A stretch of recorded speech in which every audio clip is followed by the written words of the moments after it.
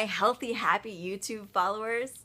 I'm so happy to be back and posting videos. 2014 has been sort of a whirlwind of activities so far, but I have learned a lot. I started off the year with a lot of personal evaluation and sort of looking at what I want from life and who I am and what I could change and what needed to change and what didn't need to change.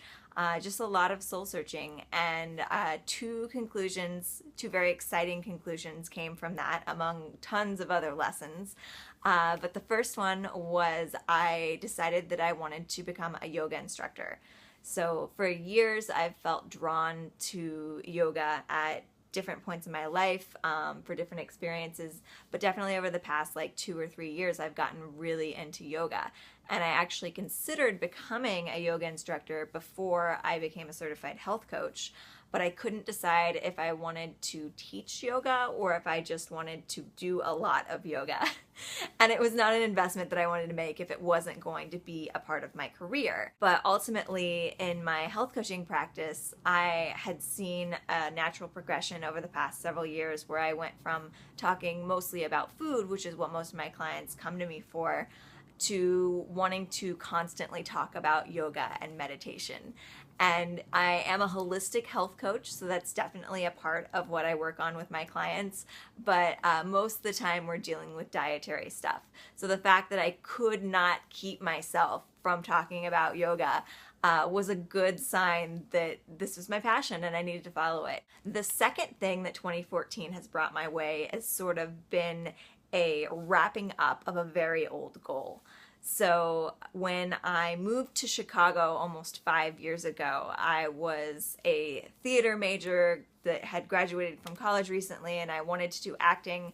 I'm a super huge fan of Tina Fey, and so part of the reason I moved to Chicago was to take classes at Second City. And I ultimately was petrified by the idea of improv, and I always have been. As an actress and a performer, I'm very by the book. I like having my script fully memorized and everything planned out and everything laid out for me, and the idea of just taking things as they came in the improv world was so scary to me. But that's why I knew that I needed to do it. I needed to try it. So I signed up for their Improv for Actors course and took that and loved it, and have now signed up for their second level. But one of the most important lessons that I learned from doing all these crazy exciting things is that you still need to take time for stillness and self-care. Normally, when we think about being stressed out or stressing out our bodies, it's because we're doing things that we just don't want to do. Like if you absolutely hate your job and you don't want to go into work every day and you wake up every morning dreading it, you're ultimately going to make yourself sick by all of the negative energy that you are creating in your life around this circumstance. I was getting sick a lot. I got sick twice during the 8 weeks of my yoga teacher training, and I never get sick, or I get sick maybe once a year. And so I was like, wow, what's going on here? And I started to realize like I was doing a lot. I was really stressing out my body because I was traveling a lot to do all my yoga classes to fulfill my certification requirements. I was doing the improv. I was participating in other improv activities outside of class. I was working my day job at the lovely Chicago diner, and I was totally passionate about everything that I was doing. So I was loving every second of it. There was nothing that I was dreading getting up and doing in the morning, but it was still a lot for my body to take.